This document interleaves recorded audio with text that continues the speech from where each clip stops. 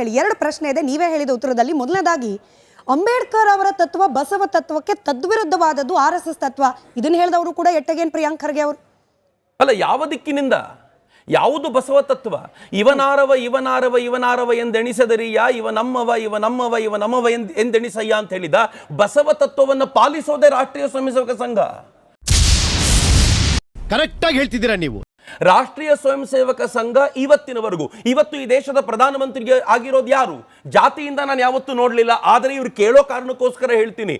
Others backward ಕಮ್ಯುನಿಟಿಯಿಂದ ಬಂದಿರುವಂತ ಒಬ್ಬ ವ್ಯಕ್ತಿಯನ್ನ ಪ್ರಧಾನಿಯಾಗಿ ಮಾಡಿರೋದಲ್ಲದೆ ಆ ಪ್ರಧಾನಿಯನ್ನ ಸುಪ್ರೀಮೋ ಅಂತ ಗೌರವಿಸುತ್ತೆ ರಾಷ್ಟ್ರೀಯ ಸ್ವಯಂ ಸೇವಕ ಸಂಘ.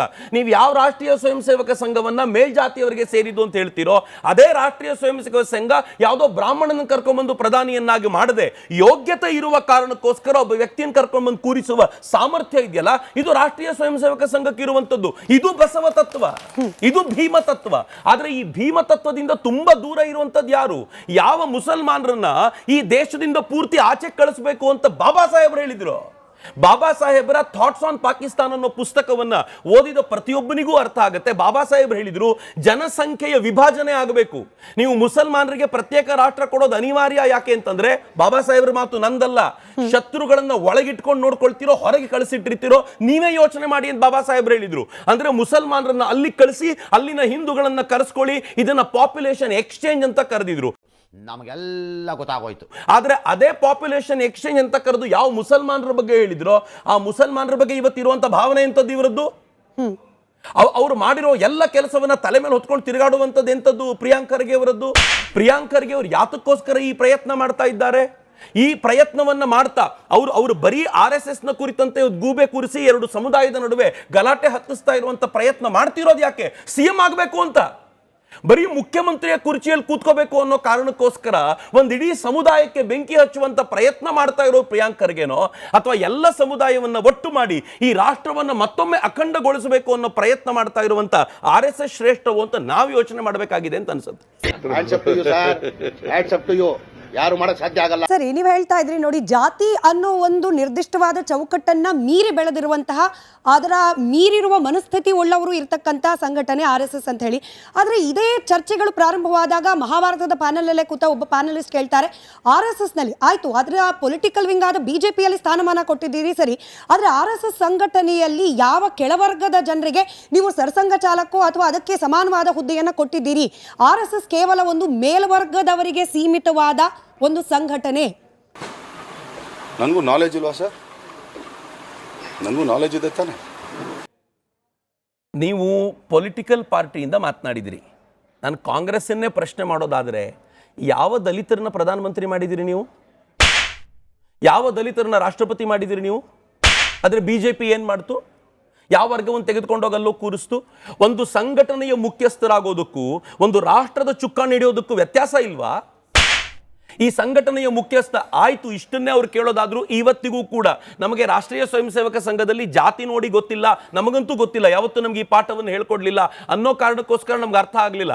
ಆದರೆ ಯಾವತ್ತಾದ್ರೂ ಒಳಗೋಗಿ ಹೊಕ್ಕು ನೋಡಿದ್ರೆ ಎಷ್ಟು ಜನ ಕೆಳವರ್ಗ ಅಂತ ನಾವು ಯಾವ್ದನ್ನ ಕರಿತೀವೋ ತಥಾಕಥಿತ ಕೆಳವರ್ಗಕ್ಕೆ ಸೇರಿದ ಎಷ್ಟು ಜನ RSS ನ ಪ್ರಮುಖ ಹುದ್ದೆಗಳಲ್ಲಿದ್ದಾರೆ, ಬೇರೆ ಬೇರೆ ಪ್ರಮುಖ ಜಾಗಗಳನ್ನು ಅಲಂಕರಿಸಿದ್ದಾರೆ ಅಂತ ನೋಡಿದರೆ ಗೊತ್ತಾಗುತ್ತೆ.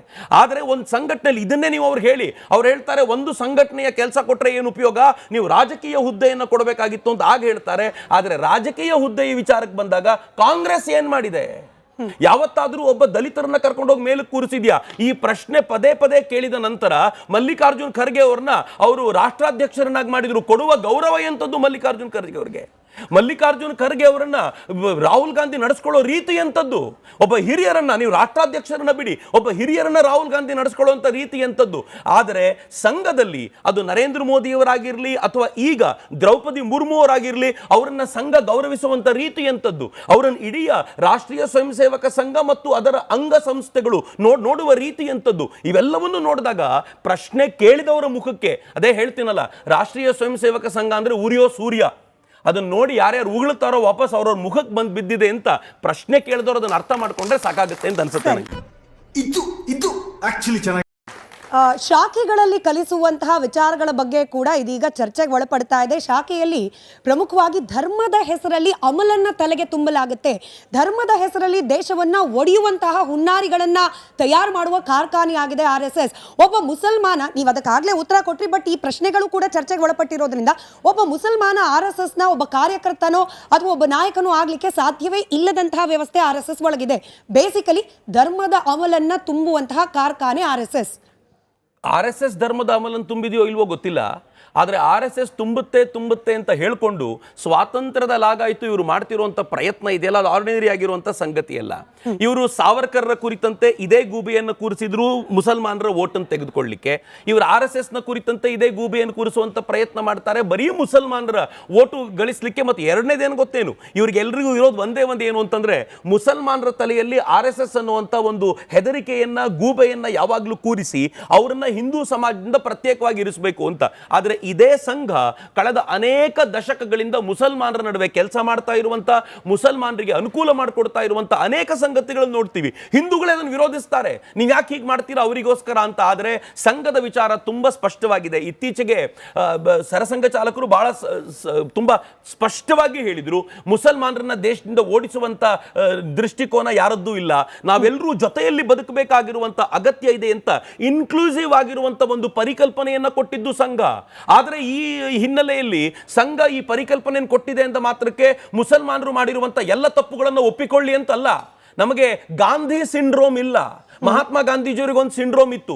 ಅವರು ಮುಸಲ್ಮಾನರು ಏನ್ ಮಾಡಿದ್ರು ಸರಿ ಅಂತ ಹೇಳ್ತಿದ್ರು. ಒಂದು ಹಂತಕ್ಕೆ ಅವರು ದಲಿತರಿಗೆ ಹೇಳ್ತಾರೆ, ನೀವು ಮುಸಲ್ಮಾನರು ಕ್ರಿಶ್ಚಿಯನ್ರು ಆಗಿ ಕನ್ವರ್ಟ್ ಆದ್ರೆ ನಂಗೆ ಬೇಜಾರಿಲ್ಲ, ಆದರೆ ಪ್ರತ್ಯೇಕವಾಗಿರುವಂತ ಒಂದು ಎಲೆಕ್ಟೋರಲ್ ಇದನ್ನು ಕೇಳಿದ್ರೆ ಬಹಳ ಸಂಕಟ ಅನ್ಸುತ್ತೆ ನನಗೆ, ಅದು ಹಿಂದೂಗಳ ನಡುವೆ ಡಿವೈಡ್ ಉಂಟು ಮಾಡುತ್ತೆ ಅಂತ. ಅಂದ್ರೆ ಅವ್ರಿಗೊಂದು ಸಿಂಡ್ರೋಮ್ ಏನಿತ್ತು ಅಂದ್ರೆ, ಮುಸಲ್ಮಾನರ ಕನ್ವರ್ಟ್ ಆದ್ರೆ ಪರವಾಗಿಲ್ಲ, ಹಿಂದೂಗಳಲ್ಲಿ ಪ್ರತ್ಯೇಕತೆಯನ್ನು ಉಳಿಸಬೇಡಿ ಅಂತ. ಅದೇ ಸಿಂಡ್ರೋಮ್ ಇವತ್ತು ಕಾಂಗ್ರೆಸ್ಗೂ ಇದೆ, ಆದ್ರೆ ಯಾವತ್ತೂ ಸಂಘಕ್ಕಿಲ್ಲ. ಸಂಘ ತುಂಬಾ ಸ್ಪಷ್ಟವಾಗಿ ಹೇಳುತ್ತೆ, ಅತ್ಯಂತ ಶ್ರೇಷ್ಠವಾದ್ದು ಯಾವುದು, ರಾಷ್ಟ್ರವೇ ಶ್ರೇಷ್ಠ, ರಾಷ್ಟ್ರೋಪರಿ ಯಾವುದೂ ಇಲ್ಲ, ಈ ರಾಷ್ಟ್ರಕ್ಕೆ ಯಾವುದು ಒಳಿತೋ ಅದನ್ನು ಮಾಡಬೇಕು ಅಂತ ನನ್ನಂತ ಕೋಟ್ಯಂತರ ಜನರಿಗೆ ಪಾಠ ಮಾಡಿರೋದು ಸಂಘವಾಗಿರೋದ್ರಿಂದ, ಯಾವ್ಯಾವ ಮುಸಲ್ಮಾನನಿಗೆ ಭಾರತವೇ ಶ್ರೇಷ್ಠ ಅಂತ ಅನಿಸುತ್ತೋ ಅವನ ಸಂಘವನ್ನ ಅಷ್ಟೇ ಗೌರವಿಸ್ತಾನೆ, ಸಂಘದ ಜೊತೆ ಕೆಲಸ ಮಾಡ್ತಾನೆ. ರಾಷ್ಟ್ರೀಯ ಮುಸ್ಲಿಂ ಮಂಚಿನಲ್ಲಿ ಅತ್ಯಂತ ಪ್ರೀತಿಯಿಂದ ಕೆಲಸ ಮಾಡ್ಲಿಕ್ಕೆ ಅವನಿಗೆ ಸಾಧ್ಯ ಆಗುತ್ತೆ. ಇಲ್ಲ, ನನಗೆ ನನ್ನ ಮತವೇ ದೊಡ್ಡದ್ದು, ನನಗೆ ಮತಕ್ಕಿಂತ ದೊಡ್ಡದ್ದು ಯಾವುದೂ ಇಲ್ಲ, ಈ ಮತಕ್ಕೋಸ್ಕರ ನಾನು ಅಗತ್ಯ ಬಿದ್ದರೆ ಪಾಕಿಸ್ತಾನವನ್ನ ಬೆಂಬಲಿಸ್ತೀನಿ, ಅಗತ್ಯ ಬಿದ್ದರೆ ಇರಾನ್ ಅನ್ನ ಬೆಂಬಲಿಸ್ತೀನಿ, ಅಗತ್ಯ ಬಿದ್ದರೆ ನಾನು ಪ್ಯಾಲೆಸ್ತೈನ್ ನ ಬೆಂಬಲಿಸ್ತೀನಿ ಅನ್ನೋನು ಸಹಜವಾಗಿ ಸಂಘದ ಜೊತೆಗೆ ಇರ್ಲಿಕ್ಕೆ ಸಾಧ್ಯವಾಗೋದಿಲ್ಲ. ಅರ್ಥ ಆಯ್ತು, ನನಗೆ ಈಗ ಅರ್ಥ ಆಯ್ತು. ಸರಿ, ರಾಷ್ಟ್ರ ಪ್ರೇಮವನ್ನೇ ಕಲಿಸಿಕೊಡುವ RSS ನಲ್ಲಿ ರಾಷ್ಟ್ರಧ್ವಜ ಹಾರಾಟ 5 ದಶಕದ ತನಕ ಆಗ್ಲೇ ಇಲ್ಲ. ಈ ದಿನಕ್ಕೂ ಕೂಡ ರಾಷ್ಟ್ರಗೀತೆ ಅಂತ ಒಪ್ಪೋದೇ ಇಲ್ಲ RSS ನವರು. ಇದೆಂಥ ದೇಶಭಕ್ತಿ, ಇದೆಂಥ ರಾಷ್ಟ್ರ ಪ್ರೇಮ. ಇದೇ RSS ವಂದೇ ಮಾತರಮನ್ನ ತನ್ನ ಪ್ರತಿಯೊಂದು ಕಾರ್ಯಕ್ರಮಗಳಲ್ಲೂ ಬಹಳ ಹೆಮ್ಮೆಯಿಂದ ಆಡುತ್ತೆ. ಬಟ್ ಅದು ರಾಷ್ಟ್ರಗೀತೆ ಅಲ್ಲ. ಹೌದು, ರಾಷ್ಟ್ರಗಾನವೂ ಹೌದು. ನಾವು ಜನಗಣ ಮನವನ್ನು ಅತ್ಯಂತ ಪ್ರೀತಿಯಿಂದ ನಾವು ಹಾಡ್ತೀವಿ, ಪ್ರತಿಯೊಬ್ಬರು ಹಾಡ್ತೀವಿ. ರಾಷ್ಟ್ರಗೀತೆಯನ್ನ RSS ಯಾವತ್ತೂ ವಿರೋಧಿಸಿದ ಉಲ್ಲೇಖ ಎಲ್ಲೂ ಇಲ್ಲ. ರಾಷ್ಟ್ರಗೀತೆಯನ್ನ ಕಂಪಲ್ಸರಿಯಾಗಿ ಹಾಡಬೇಕು ಅಂತ ಎಲ್ಲೂ ಹೇಳಿರಲಿಲ್ಲ. ಸೊ ರಾಷ್ಟ್ರಗೀತೆಯನ್ನ ಎಲ್ಲೆಲ್ಲಿ ಅಗತ್ಯ ಇದೆಯೋ ಅಲ್ಲೆಲ್ಲ ಧ್ವಜದ ಮುಂದೆ ಅತ್ಯಂತ ಪ್ರೀತಿಯಿಂದ ರಾಷ್ಟ್ರೀಯ ಸ್ವಯಂ ಸೇವಕ ಸಂಘ ಹಾಡುತ್ತೆ. ರಾಷ್ಟ್ರೀಯ ಸ್ವಯಂ ಸೇವಕ ಸಂಘ ಧ್ವಜವನ್ನ ಹಾರಾಡಿಸೋದಿಲ್ಲ ಎಲ್ಲೂ ಅಂತ ಕೂಡ ಹೇಳುವಂತ ಆಲೋಚನೆ ಇದೆ. ಬಹಳ ಜನರಿಗೆ ಗೊತ್ತಿಲ್ಲ, ಅನೇಕ ದಶಕಗಳವರೆಗೆ ಸ್ವಯಂ ಸೇವಾ ಸಂಸ್ಥೆಗಳಲ್ಲಿ ಅಥವಾ ಪ್ರೈವೇಟ್ ಆಗಿ ಧ್ವಜವನ್ನ ಹಾರಿಸಬಹುದಾ ಅನ್ನೋ ಪ್ರಶ್ನೆಗೆ ಉತ್ತರವೇ ಇರಲಿಲ್ಲ.